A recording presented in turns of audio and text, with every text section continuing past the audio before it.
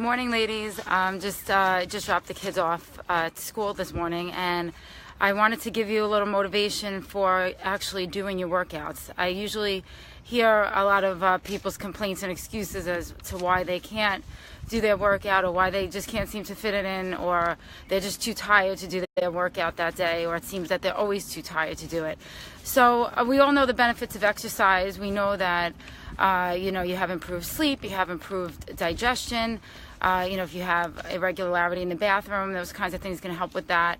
Long-term health benefits, of course, reduce anxiety, reduce depression. So there's really no reason not to do your workout on a regular basis. You're going to have help with cancer prevention and all sorts of things. So you have to figure out a way that it's going to make it something that you do on a regular basis. And if you're not consistent with it, it's not going to work. It's not going to get you the results you want. So I wrote down some notes, so forgive me for looking down, but here are some motivational ways that you can incorporate exercise into your daily life. So number one, I say this in every video, but you have to get enough sleep. If you're exhausted because you think that you're going to be able to work out on too little sleep, you're just not going to do.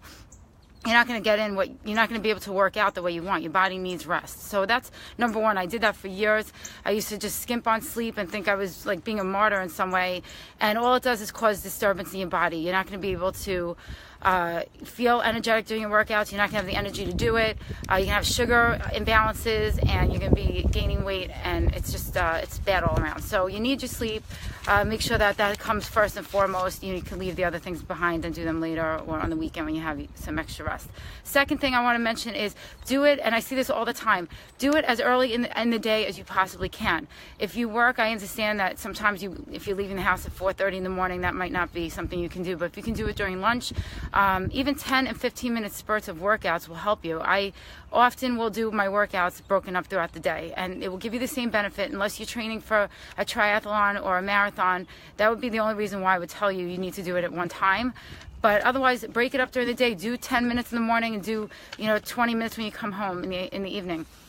It will all add up. So do it early in the day, because the longer you leave it to the end of the day, it's less likely you're going to do it. Statistically, you're going to have a harder time getting your workout done. You're going to have less energy. Things are going to get in the way, and you're not going to get it done.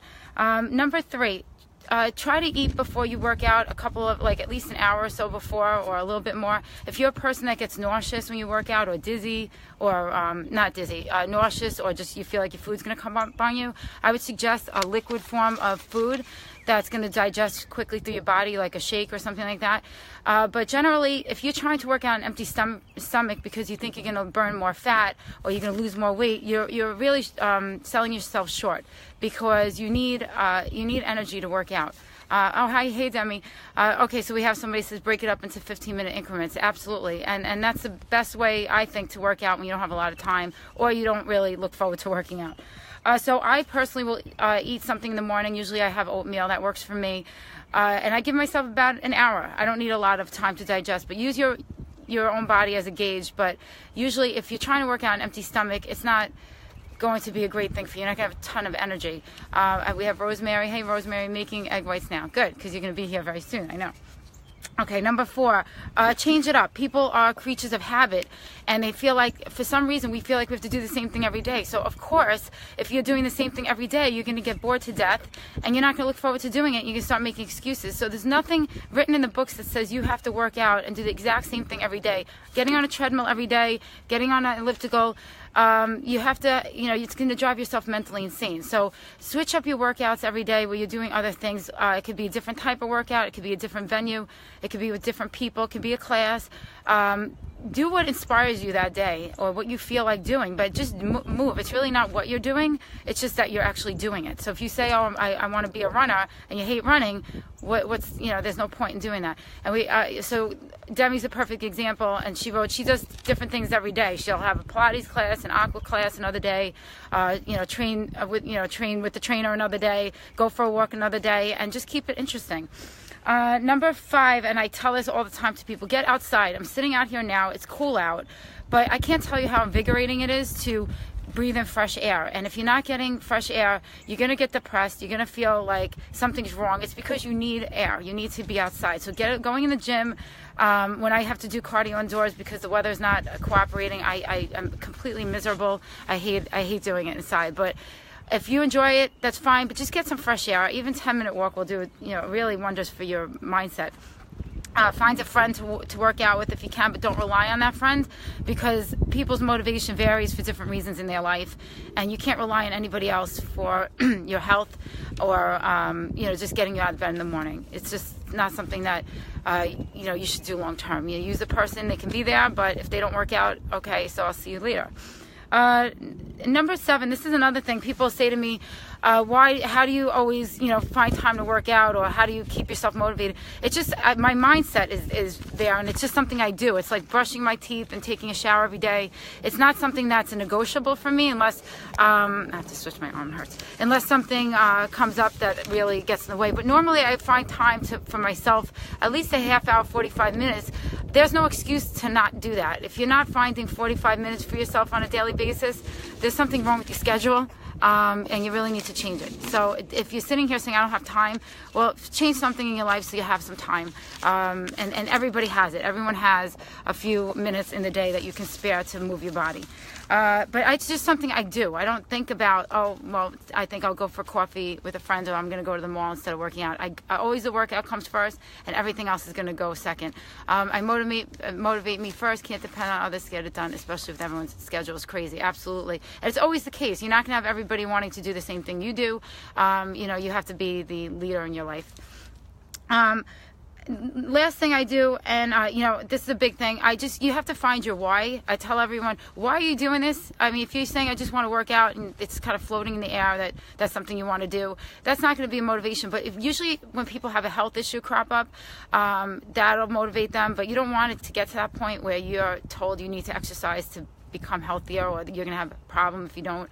Another thing could be, summer's coming, you want to look good, you want to feel good. Pick your heart. Is it hard getting up in the morning and looking in the mirror and hating what you see on a daily basis? Or is it hard to get outside or get on some kind of cardio equipment and do what you need to do and move your body?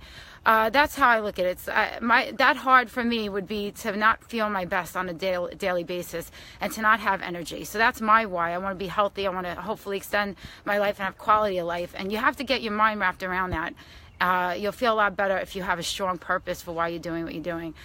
So we have somebody saying, I want to be here for my son's wedding and see my grandchildren one day. And it's so true, because when you're in your 20s and 30s, you don't think about these things. But when you get into your 40s, and up, I think you really start to, now the sun's coming up, I think you really start to realize how precious life is, and you want to be here for your family. And another one says to stay fit and release frustrations. And absolutely, if I don't, or if I feel frustrated in some way, a good hard run for me will really, really help. Last but not least, just 2 simple things I do on a regular basis. I do an apple cider vinegar drink in the morning, lemon, water, and apple cider vinegar, 1 tablespoon. That'll give you natural enzymes. I mean, I love it. At first I hated it. I hated the taste of it, but it really helps me. I truly feel that it gives me the same amount of energy as if I was taking an energy drink, and I no longer use energy drinks for that. So I have a cup of coffee. It's usually, sorry, I just lost you for a second. It's usually half decaf, because of the caffeine. I don't want to go crazy. And then I have the apple cider vinegar, which Rosemary hates, but it's great for you. It's got a lot of benefits. Do your research on that. I do a tablespoon. Sometimes I try to do it later in the afternoon, but not always. And last but not least, I use essential oils. I use peppermint oil on my temples, behind my ears, and on my wrists before I go running. Gives you great natural energy and alertness and energy boost. And I put lemon oil and grapefruit oil in my water. That helps give you natural energy as well. It's a detox. It helps with sugar cravings. They're amazing. If you're interested in that, reach out to me.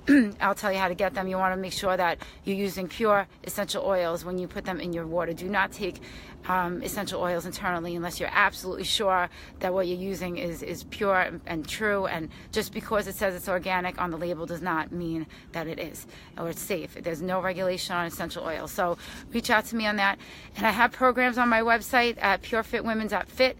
If you want to work out and you want to have a program, you want to have nutrition, you want to have my guidance, I have a lot of programs on there for every person that interested, a vacation program, a 14-day program, a 30-day wellness program. So check it out, and I hope this was helpful for you, and I hope you guys enjoy this beautiful day, and I hope you get some exercise in. Thanks. Bye.